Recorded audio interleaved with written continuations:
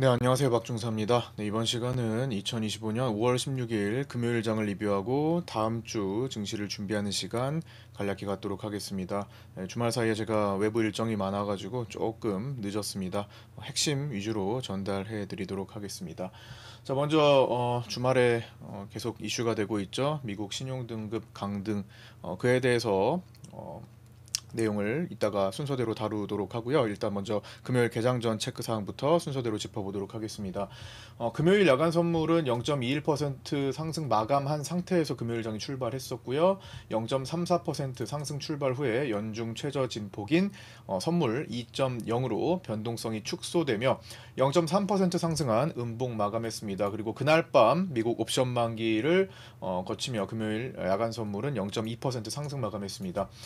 우리나라는 4월 수출입 물가지수와 무역지수 발표가 있었는데요.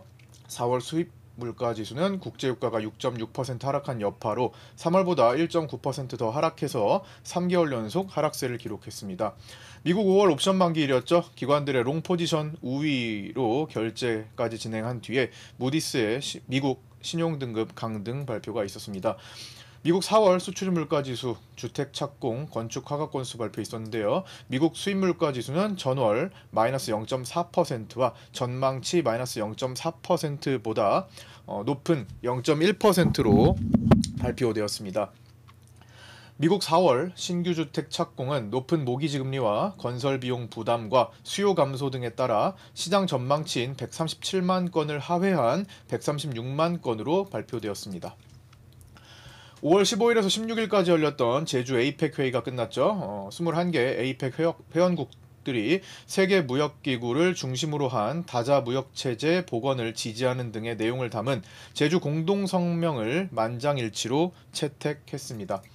미국 소비자심리지수 발표 있었습니다. 5월 미시건대 소비자심리지수 예비치는 4월보다 1.4포인트, 전년 동월보다 18.3포인트나 떨어진 50.8로 발표되었습니다. 1년 기대 인플레이션 예비치는 전월 6.5%에서 오른 7.3%로 발표되며 1981년 이후 최고치를 기록했습니다. 자, 가장 중요한 거죠. 미국 신용등급 강등인데요. 금요일 무디스가 미국의 신용등급을 한 단계 내리며 미국은 3대 신용평가사 모두 최고 등급에서 탈락했습니다. 최근 미국 신용등급 강등 기록을 보면요. 첫 번째, 2011년 8월 5일 S&P에서 AAA에서 AA 플러스로 안정적 으로 내렸죠. 정치적 사유로 인한 부채 한도 협상 난항 및 재정 적자 우려로 인해서 내렸는데요. 이때는 사상 최초의 강등인 점에 충격이 있었습니다. 유럽 재정 위기와 겹쳐 우리 증시는 선물 기준 1개월 반 정도 만에 저점을 잡았습니다. 당시에 지수는 우리 연결 선물 기준으로 봤을 때 요 위치입니다. 자, 요렇게 한 달 반 정도 만에 여기 저점을 잡았고요. 실제로 급락했던 시기는 그렇게 길진 않았어요. 자, 요때 다 떨어지고 사실 여기서 혼조세를 보이다가 한 번 충격 거쳐서 반등하기 시작했었죠. 그래서 선물이 약 20%가량 하락했지만 실제 급락은 약 일주일 뿐이었습니다. 당시 국내장이 며칠 만에 금방 자리를 잡았던 이유 중 하나로 꼽히는 것은 이제 풋옵션에서의 수급 물갈이 때문이었기도 합니다. 옵션 만기를 4일 앞둔 8월 5일에 외국인은 풋옵션 매도가 약 1283억, 그 다음에 3일을 앞뒀던 8월 8일, 자, 이때 차트로 보면요. 8월 5일, 자, 이때도 8월 5일이었네요. 2024년 8월 5일이 충격이었는데, 자, 8월 5일에 시장이 거의 4% 정도 떨어졌습니다. 선물 시장이. 자, 이때가 옵션 만기, 8월 옵션 만기를 4일 앞둔 때였습니다. 이때 외국인들이 풋매도, 기존의 풋옵션 매수를 갖고 있던 것을 이제 매도했는데 이게 1283억이 나왔고요. 그 다음에 3일 앞둔 8월 8일에 1816억의 풋옵션 매도가 나왔습니다. 그리고 2일 앞둔 8월 9일에 무려 4979억 원의 풋옵션 대량 매도를 이제 기록하면서 절대 깨지지 않을 수준의, 물론 뭐 앞으로 깨질 수도 있겠지만 현재까지는 깨질 엄두가 내지 않는 레코드를 냈습니다. 반대로 개인은 그 기간 동안 기존 풋매도 포지션에서 손절을 포함해서 풋옵션 매수 포지션을 대량으로 기록했었죠. 여기서 개인들은 옵션 만기가 며칠 안 남았는데 거기다 대고 8월물을 가지고 대량 매수를 했던 겁니다. 그리고 실제로 옵션 만기 때는 마무리가 돼서 그냥 흐지부지 끝났죠. 그래서 보시면 결과는 8월 10일과 11일에 추가 하락이 제한됐어요. 그러니까 개인들은 야, 이 미국 신용등급 여파로 미친 듯이 한 번 더 떨어지겠다에 베팅을 했고, 외국인들은 만기까지 그래도 이제 자리를 잡겠다. 급락은 했지만 일단은 내가 베팅했던 풋옵션 크게 올라왔으니까 이거를 분할해서 매도로 그냥 마무리하면 되겠다, 이렇게 생각을 했던 거죠. 그래서 추가 하락이 제한되면서 8월 11일 옵션 만기일까지, 자 8월 11일 옵션 만기일 요 날입니다. 여기 양봉으로, 자 여기 양봉으로 기록했던 요 날까지 끝까지 개인들은 여기서 끝까지 하방을 본 거예요. 풋옵션을 대량으로 엄청 들어갔으니까. 이거 외국인들이 뭐 5천억 가까이 풋매도라는 동안 개인들은 뭐 5천억 가까이 풋매수를 했을 가능성이 높죠. 그래서 그때 대량 풋매수 베팅을 한 게 그냥 녹아버렸습니다. 그냥 녹아버린 거예요. 옵션의 프리만 깎이는 모습으로 외국인 승리로 마감했죠. 외국인은 여기서 풋옵션 베팅한 거 그냥 여기서 걷어들인 건데 급락이 나왔으니까. 근데 개인은 뒤늦게 풋매수를 기록해서 결국에는 마지막에 만기가 월물 옵션 만기가 다 끝난 지점에서 얼마나 시간 가치가 빨리 빠졌겠습니까? 그래서 이때 흐지부지 되면서 끝이 났다. 그래서 외국인 승리로 마감했고 개인들은 크게 패하는 모습이 있었습니다. 정확히 딱 그날이 당시 최저점은 아니었지만, 자, 요 날이죠. 8월 여기 9일. 요 날이 최저점은 아니었지만 저점 수급 물갈이 기준에 부합했고, 거의 5천억 가까운 외국인들의 풋매도면은 더 이상 외국인들은 크게 내려가면 안 되는데, 사실상 뭐 만기가 다가와서 그런 거기도 하지만요. 그래서 좀 더 가긴 했죠. 그렇지만 저점 수급 물갈이 기준에 부합했고 11년도 신용등급 강등 여파로의 급락은 그래서 제한적이었습니다. 그렇게 그 뒤에는 많이 떨어지진 않았어요. 그래서 11년 8월 9일, 자 이때 8월 9일, 그 다음에 요즘에 많이 말씀드렸던 15년 8월 24일 저점 구간 차트로 보면은 15년, 자 요 구간이죠. 8월 24일 여기 최저점 찍었던 자리도 비슷한 형태였습니다.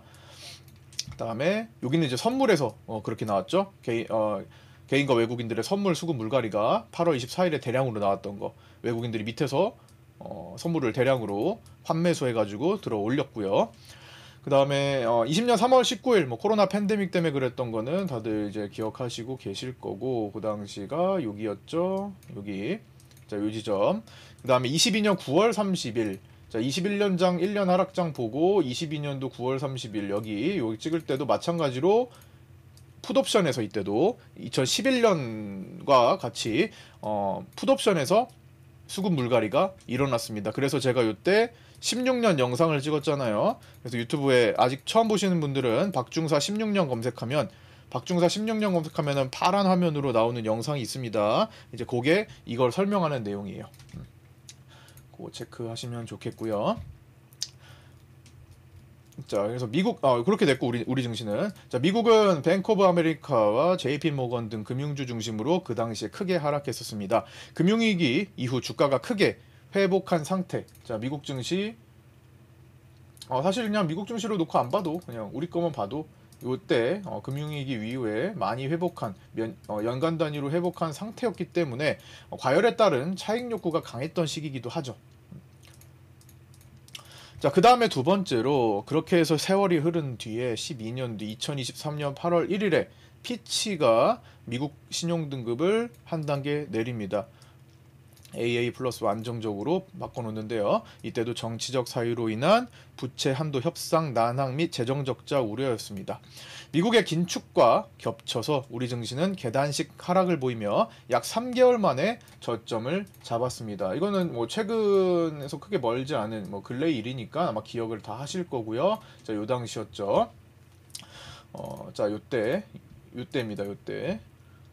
제가 요날 좀 이상하다고 요날이야, 여기다. 요날 좀 이상하다고 말씀드렸던 돌파가 나왔거든요. 네. 돌파가 나왔는데 옵션에서 외국인들이 바꾸지 않는 거예요. 전체적으로 힘이 상방으로 전환이 안 되고 하방을 가리키고 있었어요. 그래서 뭔가 이상하다. 분명히 돌파가 나와서 돌파 매수세가 막 들어오는데 옵션이 안 따라오기 때문에 이거 하루 좀 더 지켜봐야 되겠다. 돌파 따라가지 말고 볼밴도 있고 하니까. 그랬다가 저녁에 갑자기 이게 터진 겁니다. 그래서 피치가 신용등급 강등을 했었죠. 그래서 그때 선물이 약 13% 요거 기준으로 13% 하락 정도가 나왔습니다. 중간에 한번 쉬어서 계단식이라고 말씀을 드렸고 이런 식으로. 자, 요때 외국인들은 약 4조 원 정도 선물 매도를 누적시키고 있었죠. 그러다가 23년 11월 6일 긴급 공매도 금지로 인해서 급반등이 돼서 외국인들은 요 4조 원을 걷어들이고 스위칭을 해서 쇼커버링하고 스위칭해서 위로 땡겼다가 다시 한번 던지는 그런 모습으로 이어진 때죠. 23년 8월 1일 우리 증시는 돌파봉까지 만들면서 옵션은 따라오지 않는 현상이 나타났던 거 방금 말씀드렸습니다. 그 다음에 이제 이번에 2025년 5월 16일에 무디스에서 신용등급을 낮췄고요. 그래서 23년 11월 무디스는 미국 신용등급 전망을 안정적에서 부정적으로 이미 하향 조정한 바가 있습니다. 자, 그러고 나서 보통 1, 2년 내에 미국 재정적자 우려가 크게 해소되지 않는다면 이제 신용등급을 강등할 것이다 라고 이제 경고를 했던 겁니다. 그래서 미리 경고가 있었던 상황이기 때문에 너무 갑작스럽진 않아요. 2011년도처럼. 무디스는 지속적인 재정적자로 미국의 총 국가부채가 한화로 약 5경 원을 넘어서 엄청나죠. 디폴트 우려에 신용등급 하향 조정이 불가피함을 피력했습니다. 그렇다면 이번 신용등급 강등의 특징을 좀 살펴보면요. 첫 번째, 트럼프 관세 정책의 변화로 인해 역대급 급락과 급등을 반복하며 롱 포지션에 쏠려 있던, 자 이거는 나스닥을 봐야겠죠. 자, 역대급 급락과, 이게 이제 사이즈가 커져 있으니까 절대 수치로 역대급 급락이 됩니다. 자, 역대급 급락과 또 반대로 역대급 급등. 자, 이렇게 보면 모르는데 월봉으로 보시면 와, 진짜 역대급이구나라고 느껴지죠. 이 전체 절대 수치가 따라올 수가 없습니다. 이 정도 폭은 엄청난 거의 진폭을 만들면서 지금 두 달째 움직이고 있죠. 두세 달. 이렇게 역대급 급락과 급등을 반복하며 롱 포지션에 쏠려 있던 5월 옵션 만기 앞두고 계속, 자 5월물 자체가 계속 롱 포지션, 상승 포지션에 쏠려 있었습니다. 기관들의 포지션이. 자, 그게 만기 결제가 옵션 만기일이었잖아요. 자, 하루 종일 그냥 상승 유지하고 있다가 왔다 갔다 하면서 출렁이고 이제 마무리되고 있다가 딱 결제가 끝난 직후에 신용등급 강등이 발표되었습니다. 이상하죠? 미국 풋옵션의 상당한 또 저평가 구간에서 발표되었습니다. 상당히 풋옵션이 저평가 될 수밖에 없어요. 지금은 대부분 다 콜에 집중하던 때였으니까. 그래서 풋옵션이 막 바닥 완전히 이제 진짜 낮은 지하실까지 가 있는 상황이었죠. 그 상태에서 발표가 되었습니다. 그래서 조금만 시장이 급락이 나와도 풋옵션이 튀어오르는 퍼센테이지가 확 떠버리는 거죠. 그래서 그런 시기에 발표가 됐다. 그리고 기관들의 일부 풋옵션, 엔비디아 등 풋옵션 매집이 좀 있었던 것도 포착이 되었다고 합니다. 그리고 무디스의 신용 전망이 이미 부정적으로 바뀌었기 때문에, 자 1, 2번하고 약간 이제 좀 다른 얘기죠. 아까 전에 방금 전에 말씀드렸듯 부정적으로 바뀌어 있었기 때문에 갑작스러운 내용은 아니며 단지 언제 발표될까의 문제였습니다. 그리고 위켄 나스닥의 반응도 현재 0.5%만 하락한 수준으로 생각보다 미미한 편입니다.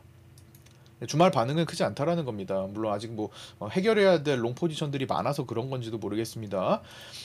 뱅크 오브 아메리카에 따르면 4월 급락장 이후 처음으로 미국 주식형 펀드에 약 200억 달러 수준의 자금이 순유입되었습니다. 미국 증시 급반등 구간에서 서학개미의, 자 보시면 서학개미의 미국 주식 매도 행렬이 지속되고 있습니다. 달러 한차손을 못 참아서 서학개미가 미국 증시를 계속 이탈하고 있다. 그래서 3주째 지금 팔자를 이어가고 있고 한 주간 1조 원을 순매도했다 라는 소식이 있죠. 5월 9일부터 15일 사이에 국내 서학개미는 그렇게 미국 주식을 사다가 근래 한 달, 두 달 사이에 미국 주식을 많이 팔고 있는 겁니다. 그래서 요 사이, 요 일주일 사이에만 1조 400억 이상 순매도 했다라는 소식입니다. 그래서 여기 1번, 2번을 볼 때, 자, 요 1, 2번을 볼 때 좀 수상하죠. 옵션 만기일이 끝나자마자 결제가 되자마자 갑자기 그걸 발표하는 게 이상하죠. 자, 요거 볼 때는 일단 하락, 급락일 수 있고요. 하락. 하지만 3번에서 5번 내용을 볼 때는 충분히 예측 가능한 수준에서, 그리고 또 바이더딥 현상을 일으키기 쉬운 투심이 강한 상태다. 그리고 돈이 실제로 유입되고 있는 것도 있다. 투심이 강하기 때문에 떨어지면 야 미국 주식 또 올라오겠지, 이거 떨어졌는데 이것도 회복했는데 이거 떨어진다고 안 올라오겠어? 라는 투심이 강한 상태죠. 그래서 3번에서 5번을 볼 때는 하락해도 다시 수급적으로 받아줄 요인이 될 수가 있는 겁니다. 단 아직 이때 2240 데드 크로스가 난 뒤에 이게 아직 골든으로 바뀌진 않았어요. 여기까지 왔죠? 이게 이렇게 골든으로 바뀌면서 그러면 이제 딛고 쭉쭉 날아갈 수도 있는 건데, 아직까지는 골든이 만들어지지는 않았습니다. 가는 과정이죠. 그래서 그런 상황이기에 나스닥 종합지수 기준 피보나치 기본 조정 라인인 17,400, 자, 요 선입니다. 17,400선을 이제 지키지 못한다면 앞으로 매도세가 더 강한 것으로 간주될 수 있습니다. 여기까지는 그냥 이번 신용등급 강등에 의해서 충분히 그냥 조정으로 간주될 수 있는 공간이다 라고 볼 수 있습니다. 이거 아직 골든크로스가 나오지 않았기 때문에 피보나치 조정 라인으로 판단을 해서 618 자리를 지키면 되겠다 라는 거죠. 우리도 이걸 놓고 같이 판단을 해줘야 돼요. 미국 증시가 이걸 뚫고 내려가면 우리는 버틸 재간은 없습니다. 미국 신용등급의 하락은 결국 국채금리가 상승하고, 그 다음에 이는 투자자들이 주식을 매도해서 채권을 매수하려는 수요가 늘어나기에 단기적인 하락은 불가피하나 그 이후에 강한 투심에 의한 바이더딥 현상을 통해 끌어올릴 것을 기대해 볼 수도 있습니다. 신용등급 하향 조정 소식 이후 뉴욕 국채 시장이 마감하기까지 약 15분간 미국채 10년물 금리는 0.04%포인트 상승하며 4.4484%를 기록했습니다. 반응은 했다라는 거고, 이후의 반응이 더 거칠어져서 뭐 최대 5%를 전망하는 기관들도 있더라고요.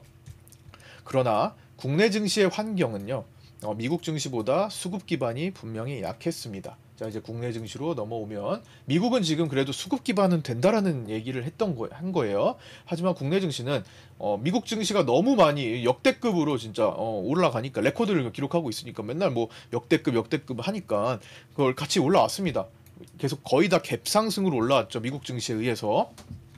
이제는 이제 갭상승 효과가 좀 줄어드는 시기이기도 했잖아요. 이제 한계에 조금 직면해 있기도 하고, 공간이 얼마 남지도 않았고, 여기 이제 전고까지가 그런 상태였죠. 이제 외국인의 환매수 대응이 일단 기본적으로 늦었습니다. 여기까지 올라오는데 진작에 환매수해가지고 끌어올리고 있어야 되는데, 아직도 외국인들은 3월 롤오버 포함해가지고 매도 포지션을 가지고 있어요.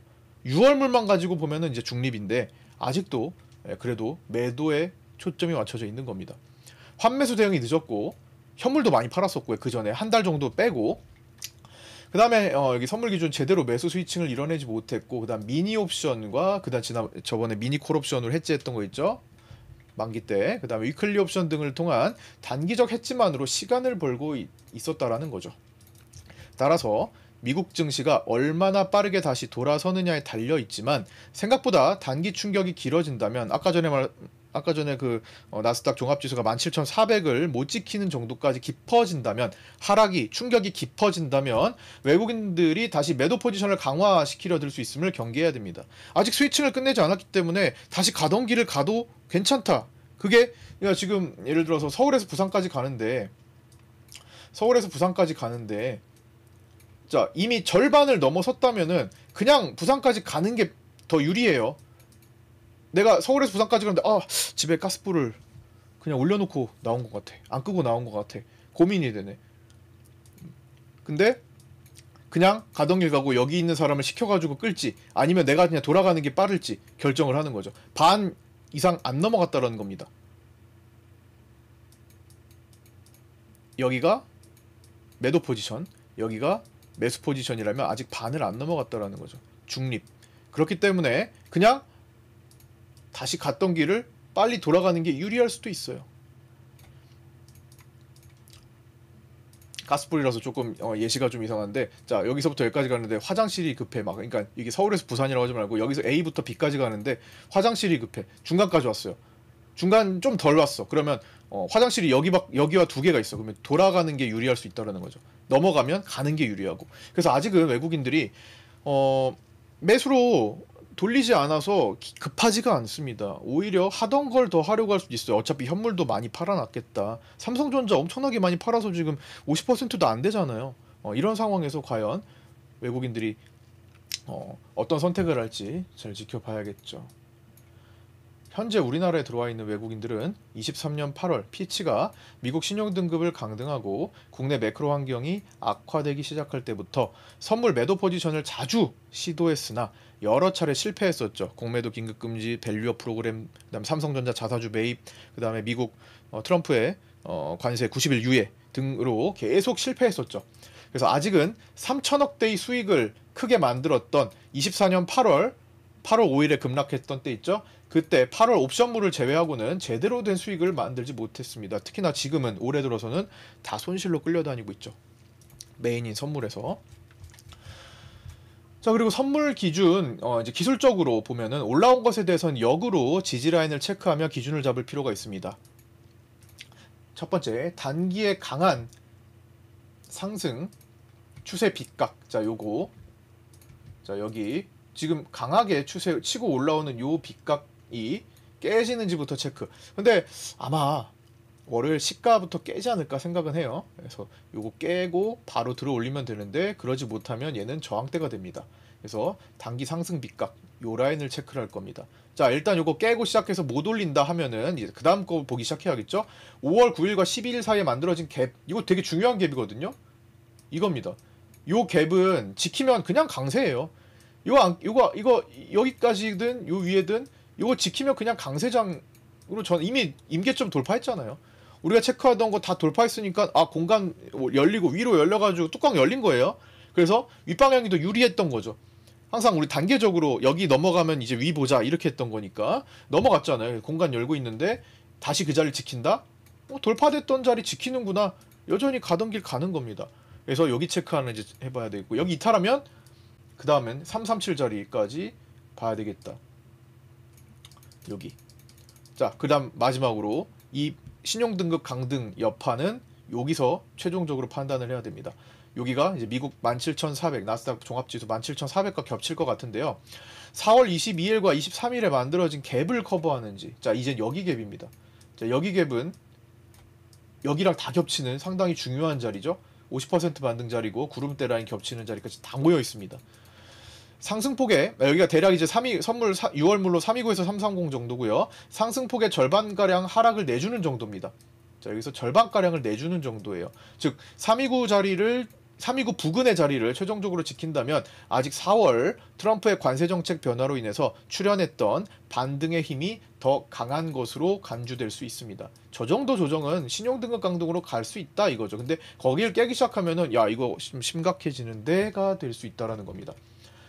항상 기준을 잡고 체크하면서 판단, 항상 시장의 흐름을 타야 될 것으로 봅니다. 또한 트럼프는 신용등급 강등에 대해 바이든 정부를 비난하며 국채금리 상승을 억제하기 위해 관세 압박을 더 풀어서 시장을 더 진정시키려 할 가능성이 높아 향후 트럼프의 메시지도 지속적으로 주목해야 합니다. 지난번에 트럼프는 분명히 국채금리에 반응이 있었죠. 어떤 반응이요? 90일 긴급 유예 반응, 그리고 중국과도 갑자기 티격태격하다가 너 막 125, 145 막 이러고 있다가 갑자기 돌변했죠. 90일 다른 국가 유예해주면서 중국과도 뭐 연락 막 취하고 막 급격하게 개선이 됐잖아요.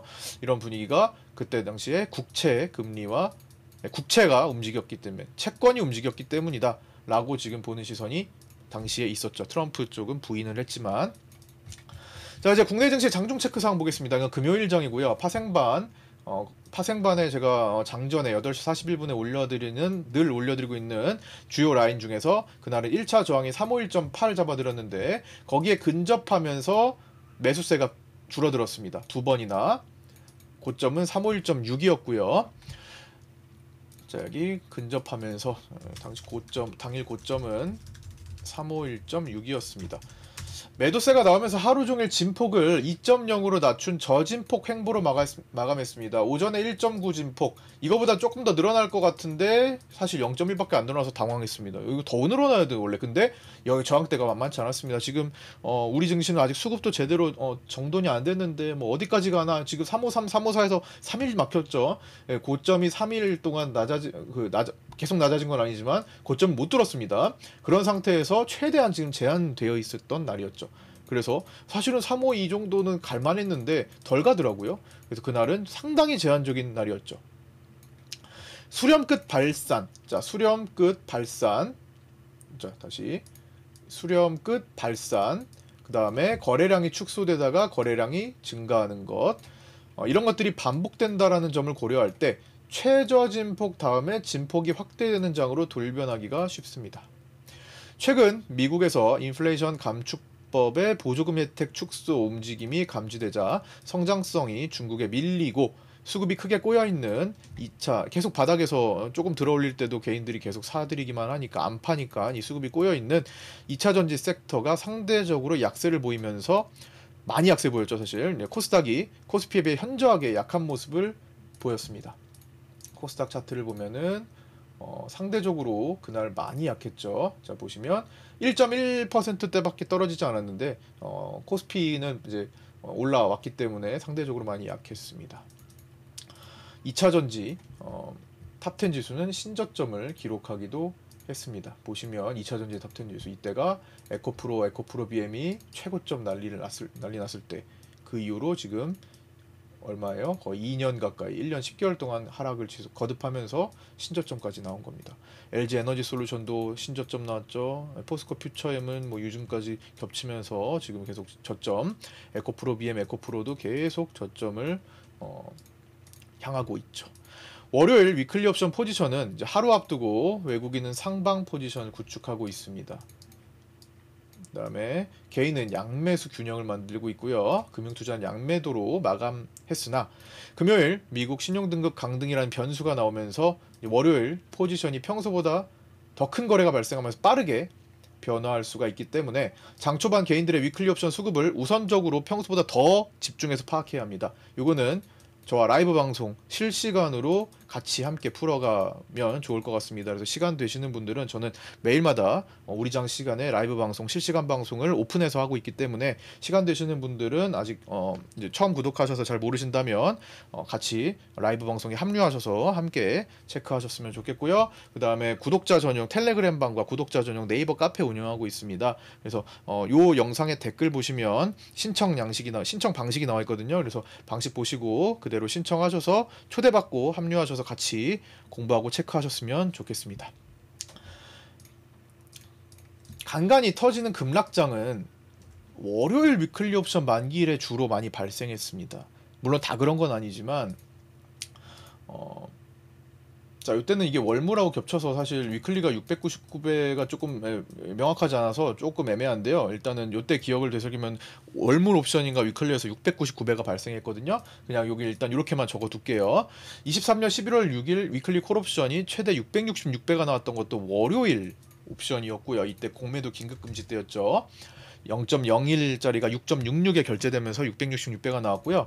자, 이때는 0.01짜리가 6.99까지 결제가 되긴 했는데, 요게 이제 월물 옵션이었는지 위클리 옵션인지 지금 모호하긴 해요. 제가 그때 기록을 보고 나중에 정정을 좀 해드리도록 하겠습니다. 일단은 699배라는 게 이제 데이터상으로 제 기억에 남기 때문에 일단 이렇게 적어드렸고요. 그때도 당시에 그때 월요일 위클리 만기였습니다. 어쨌든 월요일에 지금 큰 게 최근에 터진 적이 있었다라는 거죠. 더러 몇 번. 마감하겠습니다. 삼성전자는 외국인들이 128만 주 매도했고요. 삼성전자 주요 매물대는 57,000원짜리, 59,000원, 57,000원, 55,700 중에 57,000원 지지라인 리테스트를 하고 종료했습니다. 대체거래소 기준 57,000원이 종가고요. 외국인 수급은 선물 기준 2,501억 매수 마감했습니다. 롤오버 매도했던 물량을 제외하고 6월물만 단독으로 본다면 약매도 포지션이나 거의 중립이라고 봐야 돼요. 이거 약매도 포지션의 중립이라고 보죠. 네. 이제 거의 중립화, 제로, 시소의 균형, 정도를 맞춘 것으로 추정되는데요. 3월 달에 만기 때 이제 해결하지 못하고 900억 정도의 추정 손실을 기록하면서 해결하지 못하고 매도 포지션이 넘어왔잖아요. 매도 포지션에 롤오버를 포함하면 아직은 그래도 합산하면 매도 포지션 을 가지고 있다라고 볼 수 있고요. 프로그램 비차익은 546억 매도가 있었습니다. 작년 고점을 찍고 터닝했던 24년 7월 12일부터 매도 누적이 약 23조 7,987억 원을 기록하고 있습니다. 환율은 달러 선물 기준 1390.8원으로 금요일 정규장 종료했고요. 야간장에 1400원을 회복하면서 마감했습니다. 외국인은 정규장에서 1451억 원 매수했고요. 월요일은 달러 선물 만기일로 만기인 11시 30분 만기 전후로 환율 변동성에 특히 더 요즘은 이제 환율 변동이 크니까 여기서 더 특히 주의해야 될 필요가 있습니다. 변동성 지수는 0.87% 하락한 18.13으로 마감했고요. 전저점 17.52 기준을 잡고 있죠. 자, 여기 17.52가 붕괴되면 시장은 작년 8월에 급락하면서 만들어진 이 변동성 장세를 탈피하는 것으로 볼 수 있습니다. 반대로 해당 전저점을 지켜낸다면 언제든지 변동성이 갑자기 발현될 수 있습니다. 변동성 지수가 낮아서 최근 옵션이 다 저평가가 되어 있는 편입니다. 이래서 변동성이 발생할 때, 자, 지금 보면 옵션들이 다 저평가예요. 제 가치를 지금 받지 못하고 변동성 지수가 이렇게 급락하고 있으니까 변동성의 가치가 그만큼 줄어들었다 볼 수 있습니다. 얘는 변동성 지수는 옵션에 기인합니다. 자, 옵션 편입성이기 때문에 옵션이 지금 메리트가 떨어져 있는 상태죠. 그렇기 때문에 조금만 강한 변동성이 출현한다면 옵션의 퍼센테이지, 수익률이 확 떠버릴 수가 있어요. 이거는 미국에서도 지금 마찬가지입니다.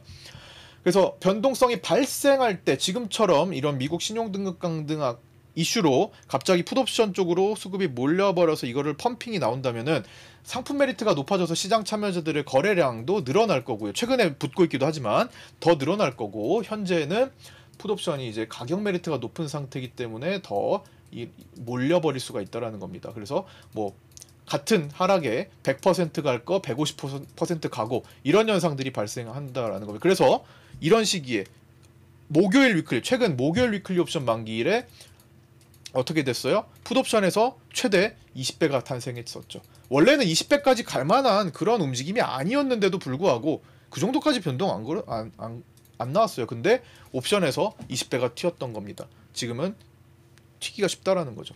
변동성이 낮아져 있기, 그 옵션이 가치가 낮아져 있기 때문에 메리트가 높아서 반대로 거래는 슬슬 붙을 수가 있습니다. 움직임이 발생할 것 같으면. 자, 다음 주 시장에 영향을 미치는 주요 일정입니다. 미국 신용등급 강등이 미치는 영향, 그에 따른 연준위원들 발언이 가장 중요할 것 같습니다. 5월 19일 월요일은 위클리 옵션 만기일에 달러 선물 만기일이고요. 중국 산업생산, 소매판매, 고정자산 투자, 실업률 등이 발표됩니다. 유로존 CPI 발표 있고요. 미국 경기선행지수 있습니다. 라팔 보스틱 연은총재 연설, 로리 로건 연은총재 연설, 존 윌리엄스 연은총재 연설, 필립 제퍼슨 연준이사 연설이 예정되어 있습니다. 5월 20일 화요일은 중국 LPR 금리 결정이고요. 호주도 금리 결정이 있습니다. 알베르토 무살렘 연은총재 연설, 아드리아나 쿠글러 연준이사 연설, 메리 데일리 연은총재 연설, 베스 에맥 연은총재 연설, 여기까지 미국 신용등급 강등 이야기를 할 수 있겠죠. 5월 21일 수요일 일본 수출입 통계 있고요. 영국 CPI 발표 있습니다. 5월 20일 목요일은 위클리 옵션 만기일, 유로존, 미국, 영국의 제조업 PMI, 서비스업 PMI 있고요. 시카고 연은 국가활동지수, 존 윌리엄스 연은 총재 연설 예정되어 있습니다. 5월 23일 금요일은 우리나라 PPI 발표 있고요. 독일 GDP 성장률, 그다음 미국 연준 금융안정보고서 공개 있습니다. 그리고 리사쿡 연준이사의 연설도 예정되어 있습니다. 자, 월요일에 변동성 어떻게 터질지가 가장 중요한 내용인 것 같습니다. 일단 체크를 하면서 분위기 파악한 다음에, 수급 파악한 다음에 한 주, 그리고 어쩌면 한 주가 아니라 한 달이 될지도 모르는 이 흐름을 빨리 캐치를 해서 거기에 따라가거나 아니면 대응을 할 필요가 있습니다. 자, 저는 월요일 아침 8시 20분에 유튜브 라이브 방송에서 찾아뵙도록 하겠습니다. 끝까지 시청해주신 분들 감사드리고요. 구독과 좋아요, 알림 설정도 부탁드립니다. 감사합니다.